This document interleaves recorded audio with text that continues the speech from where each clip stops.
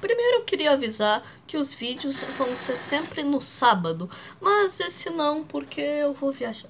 E pediram para eu fazer vídeos sobre as guerras mundiais e sobre a Guerra Fria.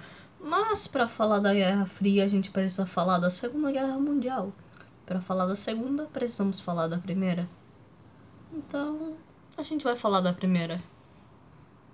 Primeiro, vamos entender que desde 1871 a Europa já estava em uma situação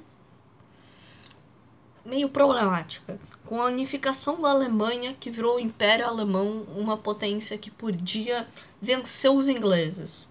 E em 1912, 1913, 1911, haviam muitas conspirações nacionalistas nos Balcãs, principalmente na Sérvia. E os países em si começaram a se dividir em seus blocos. A Alemanha, que era inimiga da França e Inglaterra, e a Rússia era inimiga da Áustria e dos otomanos. Mas a Alemanha, a Áustria e a Itália formaram a Tríplice Aliança, enquanto a França, a Inglaterra e a Rússia formam a Tríplice Entente. E a Rússia e a Sérvia concordavam com uma coisa: o pan-eslavismo, que seria a união, o domínio dos povos eslavos. Ali a Sérvia queria dominar todos os Balcãs, fazer a grande Sérvia, e os russos ali aqueles territórios no leste da Áustria-Hungria.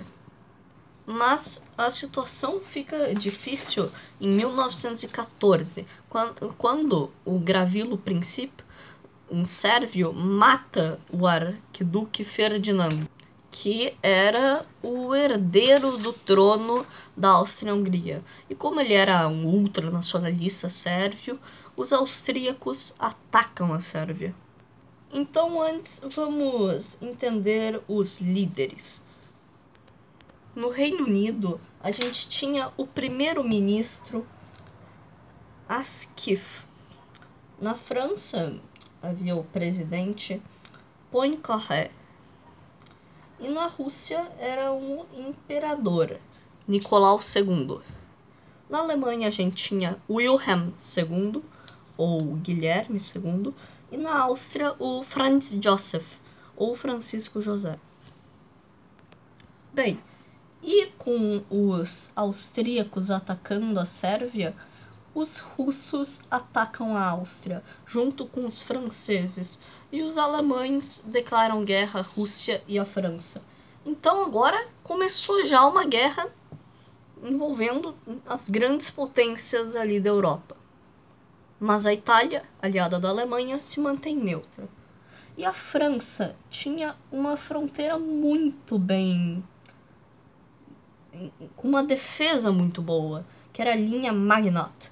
Mas os alemães tiveram uma ideia boa, que era fazer o plano Tiflin, que era atacar Luxemburgo e a Bélgica para ir por cima da linha Maginot.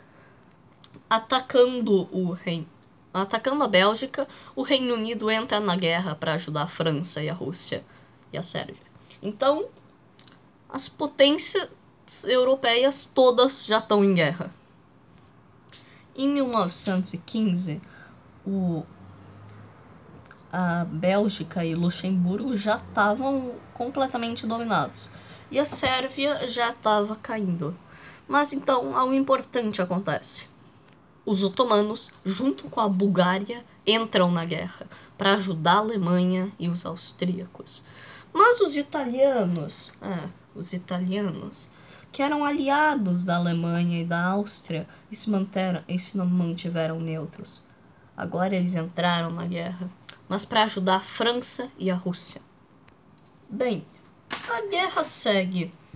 A Sérvia cai logo depois e em 1916 os alemães já começaram a dominar ali o nordeste da França e a Galícia, a Polônia, para expulsar os russos da Prússia Oriental.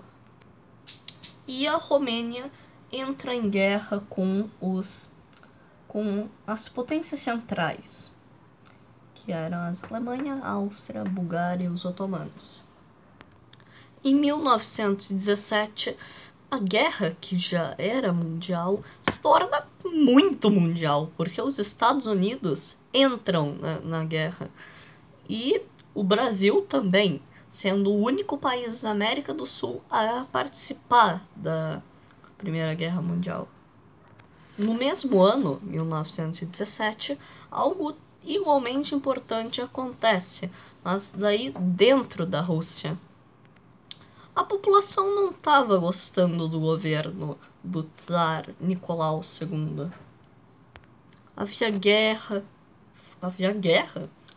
fome, desemprego. E então, em novembro de 1917, os bolcheviques, sob o comando de Lenin, organizam a Revolução Russa, ou Revolução de Outubro, ou a primeira revolução comunista do mundo, onde o Vladimir Lenin consegue tirar a Duma e o imperador, o Tsar, do poder. E assim mais ou menos começa a Rússia Soviética, que viria a ser a União Soviética. Mas mesmo com um inimigo a menos, os alemães começaram a ter uma desvantagem, porque os americanos e os ingleses conseguiram vir com tudo para ajudar a França a retomar. Como ali em 1918, bem no início, tinha a segunda batalha do Marne, que era ali perto de Paris, só que daí os franceses conseguiram vencer e tiraram os alemães ali, enfraqueceram muito o exército deles. Então os franceses conseguiram começar a redominar os exércitos, os territórios deles. E os otomanos eram invadidos por baixo, assim, pelas colônias inglesas. Bem, na Primeira Guerra Mundial ocorreram muitas coisas boas de contar, mas foi basicamente isso o que levou então a Alemanha à ruína, com os territórios na França perdidos, com os otomanos invadidos e com a Áustria também invadida. Os alemães em si não foram invadidos, mas como eles não estavam sem nenhum aliado, eles se rendem. Então, a Alemanha é trocada pela República de Weimar. Perdeu um monte de território, os otomanos deixaram de existir e a Áustria-Hungria se despedaçalhou em um monte de países. A Áustria, a Tchecoslováquia, parte da România, parte da Hungria, parte da Bulgária, a Iugoslávia.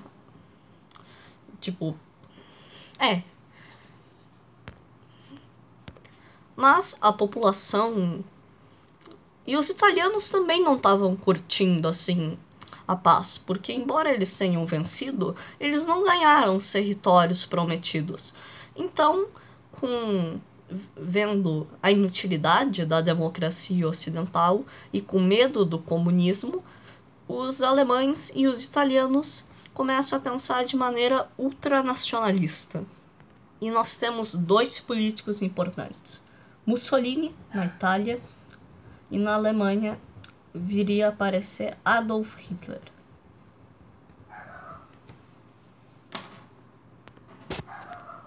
Bem, gente, obrigado por ver esse vídeo. O resto é história.